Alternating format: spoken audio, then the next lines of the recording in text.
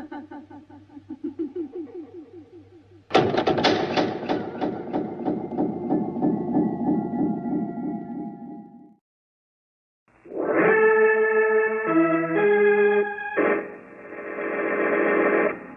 New York City, the makers of Clipper Craft clothes for men and more than 1,200 leading retail stores from coast to coast presents Sir Arthur Conan Doyle's immortal character, the world's most famous detective, Sherlock Holmes, starring John Stanley.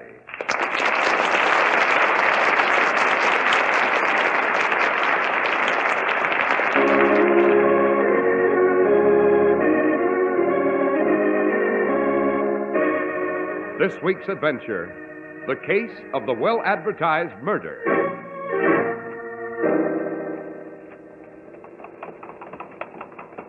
By Jove, Holmes, there's Park Road and it's blocked. Our carriage can't pass. Quite so, Watson. The road's being repaired. Turn around, driver. You'll have to take the long way around. It'll cost us quite a bit of time, Holmes. Yes, and meanwhile, Christine Blakely is alone with her husband. And he hasn't the remotest notion that she means to kill him at any moment.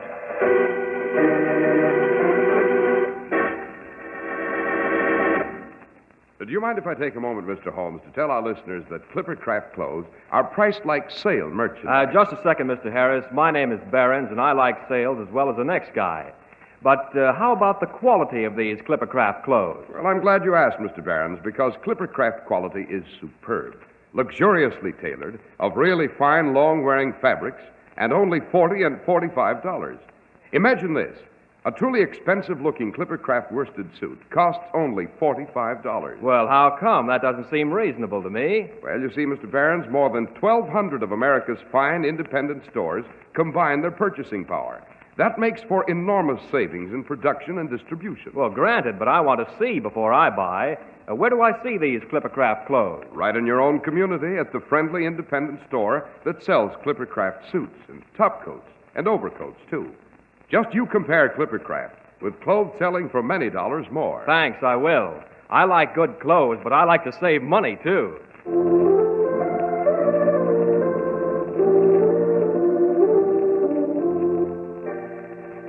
Well, Dr. Watson, you've called this adventure with Mr. Holmes the case of the well-advertised murder, but who on earth would want to advertise a murder?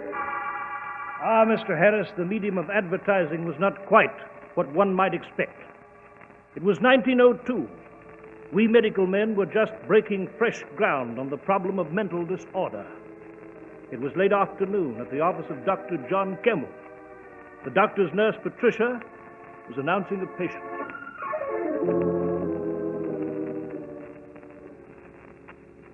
Mrs. Richard Blakely to see you, Doctor. I've filled out a card for her. Oh, do bring her in, Patricia. Yes, Doctor. This way, please, Mrs. Blakely. Thank you. Sit down, Mrs. Blakely. That's it. Now, what seems to be disturbing you? Doctor, I realize that medical ethics require the presence of your nurse, but this is so confidential. Might we be alone? Oh, I'm terribly sorry. The nurse must remain. Patricia's a very understanding girl, Mrs. Blakely. Dr. Campbell and I have worked together for many years, ma'am, on every conceivable type of case, so you needn't feel embarrassed. Go on, Mrs. Blakely. Well, I haven't an ordinary illness. I have an illness, I should say, of the mind. Oh, Doctor, I haven't got the courage to speak of this, to face it. Won't you try? I can't help you if you won't try, Mrs. Blakely. Very well, I'll try. I'm Mrs. Richard Blakely. Notes, Patricia. Yes, Doctor. My marriage to Richard was a marriage of impulse. I became infatuated with him. Richard was handsome and well-bred and gallant. He was my Lochinvar come out of the West. Of course, after a few years of marriage, the first ecstasy died. The inevitable erosion of time began. Our marriage assumed the standard pattern of inertia, and I grew bored. And then I grew to dislike Richard. Doctor, I can't bring myself to say this. Now, please try, Mrs. Blakely. I'm sure you can. I disliked Richard in a petty way. It was a desire to avoid him more than anything else. He traveled because of business. I'd hoped he'd be delayed, giving me more time without him. I began filling the house with guests so that we shouldn't be alone. How did your husband react to this? Oh, he became irritated. Richard is jealous and possessive. He wants to be with me constantly. Then I thought of a divorce. Uh-huh. And what did you decide? Oh, it would be hopeless. He'd never grant one. Besides, even if I succeeded, he'd follow me and haunt me and use every device imaginable to bring me back. Now, why have you come to see a physician? Well, I began reading about the new theories of that doctor in Vienna, Sigmund Freud. Ah, yes, an astounding development. Brilliant craftsman of the human psyche. I became obsessed with what sort of demons might be lurking in my own unconscious. You shouldn't be alarmed, Mrs. Blakely. Each of us has skeletons in the closet whose rattling is sometimes terrifying. Well, perhaps you can dismiss it, Doctor, but I can't. I've made a horrible discovery about myself. Well, what is it, Mrs. Blakely? I want to kill my husband. Really? That's why I've come to you. I'm afraid of going out of my mind. I've read every word of Freud's. I have the symptoms. I've constant headaches and pressure at the back of my head and sudden palpitations of the heart. I can't sleep and my hands tremble. They're abnormally cold. And I find myself exhausted suddenly for no apparent reason. You haven't been exerting yourself physically? No. Shall I prepare for a physical examination, Doctor? In a moment, Patricia. Mrs. Blakely, this desire to murder your husband. Tell me more about it, can you? Well, in the morning, when he's having his breakfast coffee, I think how easily I might poison the cup. And when we're in the underground, I think how simple it would be to push him before the train and say it was an accident. I'm on the road to insanity, Doctor. There's no doubt of it. And always, after I think of murdering Richard, I have spells. Breathing is difficult for me. I feel faint. Now, easy, Mrs. Blakely, easy. Must be something you can do. I mustn't go through with this awful thing. Bromide, Patricia, in hot water immediately. Yes, Doctor. Mrs. Blakely, have you told your husband of this? Oh, no. He'd ridicule me. I couldn't tolerate that. I'm losing my sanity, Doctor. I shall be a hideous, gibbering creature tied to a bedpost in Coney Hatch or Bedlam. Mrs. Blakely, we medical men still have pitiable spears with which to fight the dragon of insanity. But I shall try. I shall do everything possible to help you. I've had even more ghastly thoughts, Dr. Campbell. I've thought killing him just once wouldn't satisfy me. I've had a lust to take a knife and plunge it into his body over and over and over.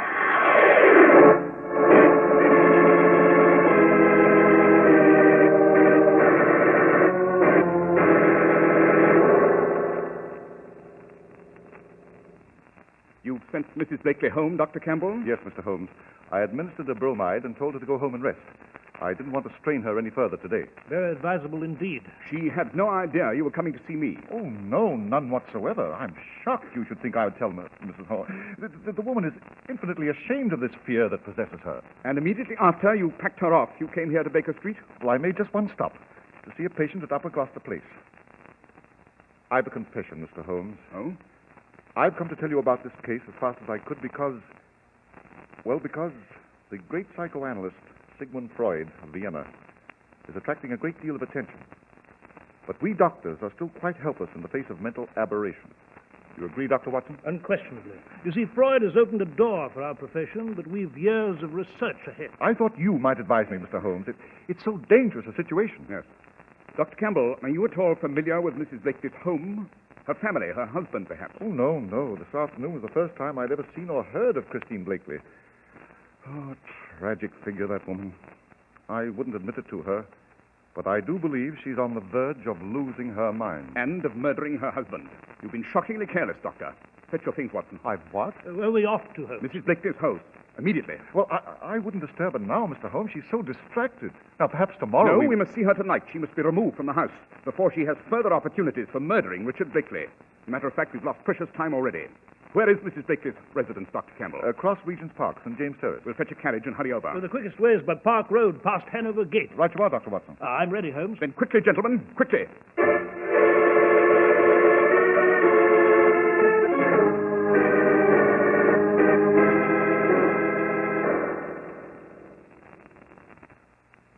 Where were you this afternoon, Christine? Richard, if you're going to assume that impossible role of prosecuting attorney again, Where were you? Shopping. You're lying. I was shopping. Now, will you finish your dinner? The roast will be cold. Tell me the truth. If you don't stop persecuting Were you me... with a man? Richard. Christine, I know you so well. You're the cool, statuesque mistress of the household. But in your heart of hearts, you're a cheap, scheming little... You foul mouth! Does it please you to slap my face? Does it add to your feeling of superiority? It's futile, Christine. I know what you really are. Well, then why don't you do what any man with pride would do and get out? Or let me get out? No. You're going to stay here. You're going to go on living with me. I'd never let you wander off. You're the prisoner of St. James Terrace. It's humiliating and unbearable to you, and that is just what I want. It delights me to have this tigress caged and restless in my home. Richard, this endless battling is so absurd. Can't we stop it? We're so weak. Perhaps we should go away together to some spot we knew when we first met. You think so? No, I'm never sure whether you're being sincere or if you're just play-acting to amuse yourself. No, I'm not play-acting. Oh, let's talk sensibly. Oh, sit back and relax and enjoy your dinner, and then we'll stroll in the park and we'll talk. Good, sensible talk. All right, Christine. I'll try it. That's better. Now, let me cut a fresh piece of that roast for you.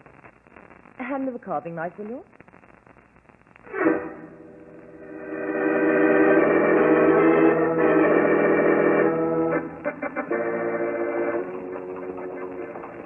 By Jove, Holmes, there's Park Road.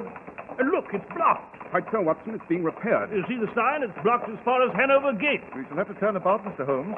We'll have to take Marylebone Road to York Gate and cross the park on the outer circle. Yes, Dr. Campbell. Turn around, driver. Make for Marylebone Road. Hurry! It'll cost us quite a bit of time, confound it. Yes, and meanwhile, Christine Blakely is alone with her husband, and he has the remotest notion that she means to kill him at any moment.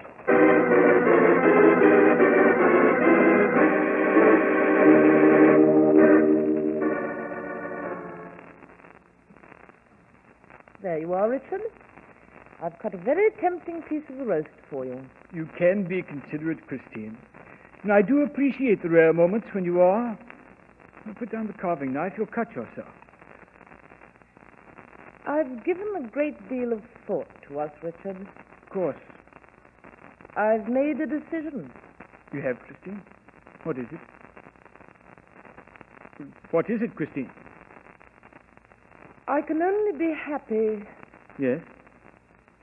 I can only be happy if... If what? If you're dead. If you're dead, if you're dead, if you're dead!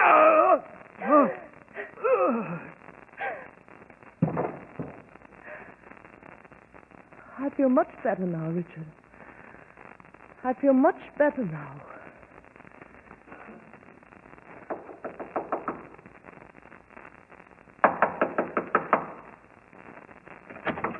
Mrs. Blakely, good Lord! We're too late, Dr. Campbell. Holmes, don't tell me this. Oh. Mrs. Blakely. Who are you? I'm Dr. Campbell. You must recognize me. You visited my office late this afternoon. Apparently she's lost all sense of orientation. Mrs. Blakely, you do know who I am, do you not? I've never seen you before. I've never seen any of you before. I know who the gentleman is lying on the floor, though. That's my husband. He's dead. I killed him. With this knife. The knife is still in my hand, dripping his blood. That's the way I wanted it. I feel much better now. I'm afraid she's gone mad, Mr. Holmes. I'll fetch her things. I must turn her over to the police immediately. For her coat, it's in this cupboard. You hope the police won't detain her for long. Miserable creature. She should be turned over to a mental hospital. Now come, Mrs. Blakely. You must come with us. I must come with you? Yes. You see, we must notify the authorities. Holmes, what are you doing with the body? Examining it, Watson, obviously. Yes, but the police will tend to that. They tend to all the details. There's one detail that may escape them, my dear Watson. One amazing, bloody detail.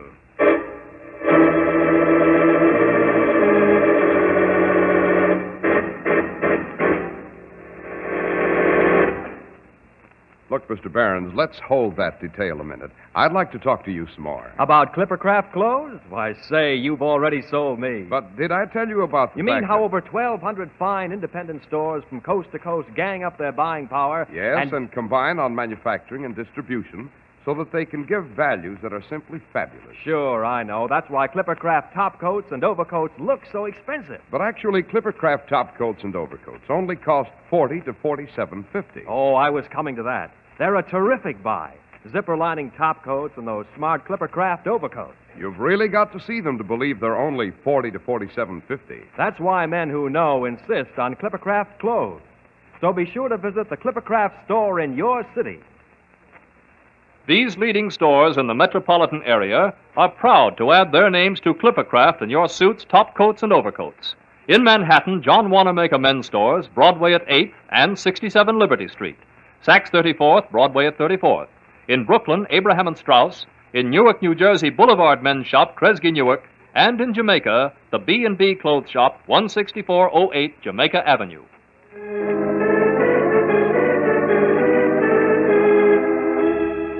Well, Dr. Watson, we're terribly anxious to learn what the astonishing detail was that Mr. Holmes thought might escape the police.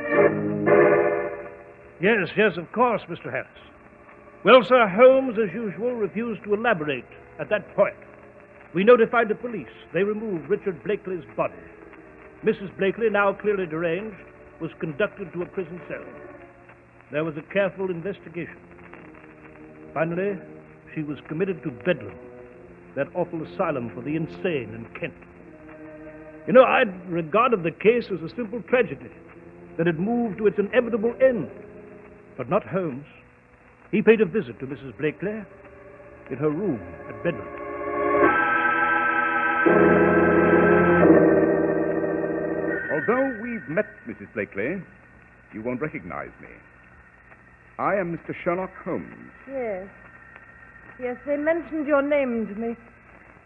I don't seem to recall what your profession was, Mr. Holmes. I frankly don't recall who you are other than the name. Mine is the profession of criminal detection, Mrs. Blakely. You're with the police? Not at all. I function entirely upon my own. I've no official position, no staff.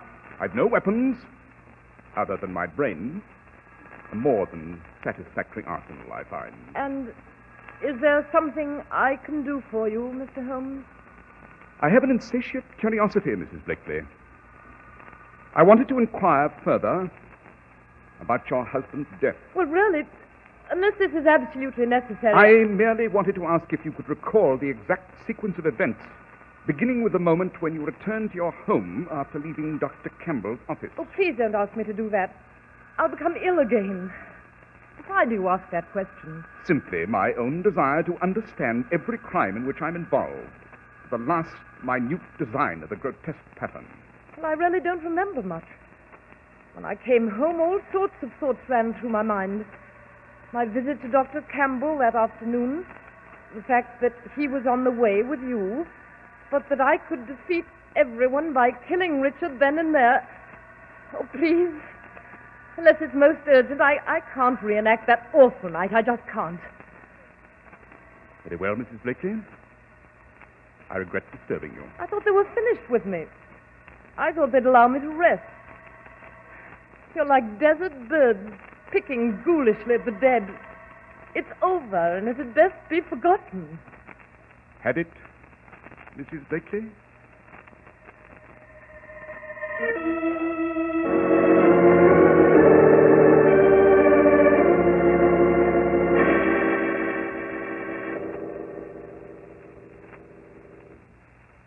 Oh, I'm pleased that you dropped by to my office, Mr. Holmes. Are you, Dr. Campbell? Yes, I was afraid that after the Blakely case had ended, our acquaintance might end with it.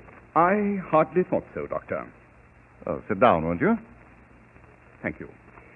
Is there some matter on which I may be of assistance, or is this just a social call? I do not pay social calls, Doctor. My time is much too valuable to be dissipated upon the amenities of more conventional men. Then what is wrong, Mr. Holmes? I've just come from a visit to Mrs. Blakely at the hospital. Oh, how is she? Just as sane as ever.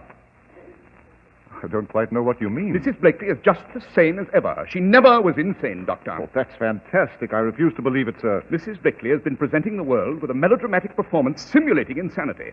A performance that proved most convincing to everyone. Except to me. You're talking nonsense, Mr. Holmes. I'm a physician. Now, you must recognize my ability to judge the symptoms of my patients. Christine Blakely intended for a long time to do away with her husband. The sudden popularity of Dr. Freud in Vienna gave her just the situation she desired. Oh, what situation? She required a technique for avoiding the penalties of homicide so that she might be rid of her husband, so that she might ultimately join the man with whom she was secretly in love. The man with whom she was secretly in love? Oh, did I neglect to mention that before, Doctor? You're the man, Doctor. You plotted with Christine and helped her to commit the murder. I warned Christine time and again that you should be our sole concern, Mr. Holmes. She insisted, though. She wanted her insanity well established with someone of unquestionable repute. So I went to you. I've been prepared for you, though. With that revolver? Oh, the revolver is merely to detain you, Mr. Holmes. I shan't kill you that way. You shall have a most regrettable heart attack while paying me this visit. You came to consult with me about chest pains. Then you died. Interesting plan. Of course, consulting you on medical matters would be foolish. I've looked into your background, sir, and it seems you have no legal right to practice. Your title of doctor is pretense. You never earned it. I've been well prepared for your accusations, Mr. Holmes. Look, in this drawer. This hypodermic contains a drug, an overdose. I shall inject it into your arm. The needle prick is almost invisible. The injection will strain your heart to the bursting point. Most unfortunate. Now, you were saying about Christine. Oh, yes. She has been conducting a clandestine affair with you. Her late husband traveled on business. You imparted that information to me yourself. While he was away, you visited the Blakely home. You found evidence to that? I never indulge in idle conjecture. Of course I have evidence. You and Christine concocted what you believed was an ingenious idea. You would establish that she was losing her mind. She would publicize the murder in advance. Your nurse was most important. My nurse? Yes. You insisted she remain and hear every word of Mrs. Blakely's. She was an indispensable witness. Mrs. Blakely would then kill her husband, plead insanity, be committed to a hospital rather than to the gallows, and within a short time she'd be cured, released, and would join you. That was the plan, yes. But you made your first error, Doctor, when you mentioned that you stopped to see a patient at Upper Gloucester Place. That is on Park Road. You couldn't have avoided noticing that the road was blocked. Yet, when Watson suggested we dash to the Blakely's via Park Road, you accepted the suggestion. Why, Doctor? Because you were afraid Christine wouldn't have time to kill Richard before he arrived. You wanted the delay at the blocked road. Excellent, Mr. Holmes. Surprising powers of observation. When we arrived and found Christine with the body of her husband, you said you'd fetch Mrs. Blakely's things. You knew where they were. You knew the clothes cupboard she used, although you were never supposed to have been to the house before. I was so right in warning Christine. Now I shall inject this hypodermic. If you resist, I shall be forced to shoot. I'd rather not do that. Naturally. When I examined the body, sir, I mentioned finding an amazing detail. It was the fact that Christine had killed her husband with surgical precision. It's very difficult to plunge a knife into someone's heart directly without the blades being deflected by the ribs or the chest wall. But hers was masterly strokes. It required some knowledge of anatomy to place the knife so neatly into the center of the heart. It confirmed my previous suspicion. Christine had been coached by someone rather learned in such matters. By you, Dr. Campbell, by you. May I ask, Mr. Holmes, why you allowed the investigation to proceed? Because although the evidence was heavily weighted against you, I do not make accusations unless I am upon extremely firm ground. So I waited to visit Mrs. Blakely, and she provided me with a final bit of information that I needed. Did she? Yes. You told me Mrs. Blakely had no idea that you'd come to see me about her case. You were appalled at my question. But, sir, just a few minutes ago, Mrs. Blakely inadvertently mentioned that the night she killed her husband, she sat in the dining room thinking of the fact that you were on your way with me. Again, undeniable proof that this homicide was carefully prearranged. She knew exactly what you were doing. A superb series of deductions, Mr. Holmes. Thank you. Now we shall have our unavoidable disaster. Your heart attack. Roll up your sleeve, Mr. Holmes. You're forcing me to remind you that at this range, if I pull the trigger of this gun, it'll blow your head off. I have the needle ready. I said roll up your sleeve, Mr. Holmes. I assure you, your death from the drug in this hypodermic will neither be long nor painful. I'm quite familiar with the effects, Doctor. Then you must know you will experience a sudden shooting pain, very short-lived, and then oblivion. Rather a pleasant way to die, I should say. Roll up your sleeve. That's it. Now raise your arm. Raise your arm. I'll just take this needle this way. Find a vein. Clench your fist, Mr. Holmes. Good. Good. Now the needle so. Drop that needle, Dr. Campbell. Dr. Watson! Inspector Lestrade of Scotland Yard is with me, Doctor. I'll take that gun, Dr. Campbell. I began to believe you'd never step inside, Watson. Campbell, give your gun to Inspector Lestrade. Come on. Come on. No! No! Oh, my hand! I'll take that gun. There we are. I took the precaution, Dr. Campbell, of posting Watson and Lestrade just outside your door. Did you overhear every word, Lestrade? Every word, Holmes. I'll have plenty to tell him in the courtroom. The police should be very grateful to you, Holmes.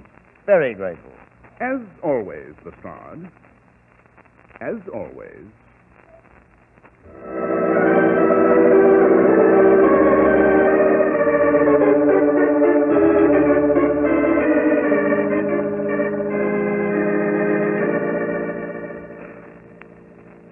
The Persian slipper, Watson. My pipe beats tobacco. Oh, here you are, Holmes. Nothing quite like the armchair here at Baker Street, eh? You know, I've seen in the newspapers that Dr. Campbell, Mrs. Blakely, will go on trial next week. Both for premeditated murder. Excellent. A full-blown trial with a noose in the offing. None of your gentle medical inquiries into the dark recesses of Christine Blakely's mind. Amazing, Holmes, amazing. The facility with which you take a seemingly clear-cut case of insanity and prove that it was a scientifically outlined murder. By George, you know, there may have been countless other cases that passed unnoticed, and the killer is now scot-free. Conceivable, don't you think, Holmes? A murder that defies cold logic? It is beyond understanding? I beg to differ, my dear Watson. Any murder that defies explanation just requires time for me to smoke and think. To me, a case that's supposedly beyond human understanding is simply a three-pipe case. Match, please, Watson.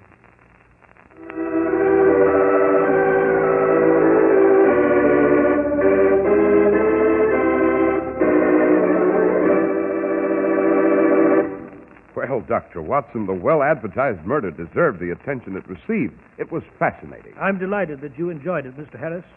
And I do believe you'll enjoy the adventure I've planned for next week equally as well. It's an adventure I've called The Island of the Dead.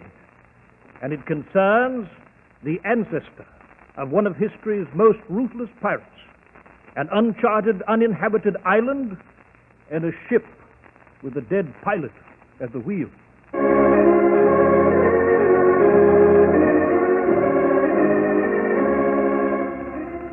The makers of Clippercraft clothes and more than 1,200 stores from coast to coast have brought you another in the new series of broadcasts featuring the world's most famous detective, Sherlock Holmes.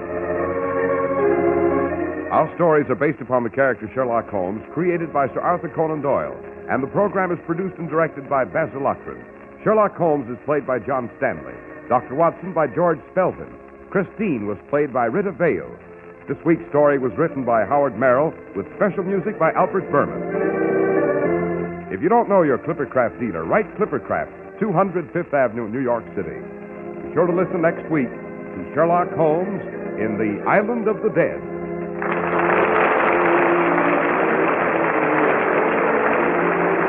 This is Cy Harris speaking for Clippercraft Clothes. This is the Mutual Broadcasting System.